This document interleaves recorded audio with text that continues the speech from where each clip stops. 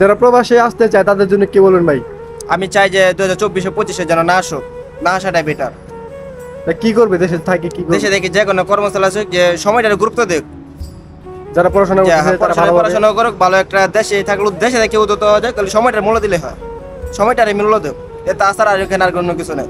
এখানে 15 ঘন্টা 14 ঘন্টা 12 ঘন্টা ডিউটি করে, এই সময়টা বাড়িতে দেখ, ঠিক মতো কাজ কাম ঠিক মতো করলে মনে করি বেটার, এই প্রবাস আর আসতে হবে না।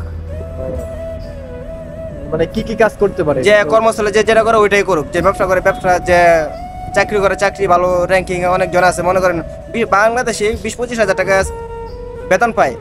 আমার একজন কমেন্ট করছে যে আমি হলো অনার্স পাস, কিন্তু আমার চাকরি আসে হচ্ছে টয়লেট ক্লিনার, বেতন আসে 7,500। এটা কি বাংলাদেশের দুর্বলতা, সরকারের দুর্বলতা, নাকি চাকরির জন্য ঘাটতি? এটা সরকারের দুর্বলতা বলে লাভ নাই, এটা নিজের ঘাটতি, একটু ভালো একটু নিজের একটু চেষ্টা করতে হবে, নিজে উদ্যোক্তা হয়ে একটা কিছু বিজনেস শুরু করতে হবে, যেন আপনার বিজনেসে অন্য আরো 5-10 জন লোক কাজ করতে পারে, ইনকাম করতে পারে, সংসার চলতে পারে। আমি চাই না এই প্রবাসে কেউ আসুক, এই প্রবাস জীবনটাই খুব ভয়ঙ্কর। কত টাকা খরচ করছে আসতে? খরচ করছি 3.5 লাখ টাকার মতো। উঠাইতে পারছেন টাকা? না। কয় টাকা উঠছে? কাজ কামাই তো নাই, উঠাবো কেমনে?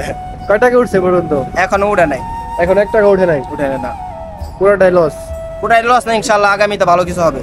ইনশাআল্লাহ দোয়া করি ভালো কিছু হোক দেশের জন্য, ইনশাআল্লাহ। পৃথিবীর সবার মুসলিম ভাইদের কাছে সবার কাছে দোয়া চাই যেন প্রবাস জীবন যেন সুখী হয়।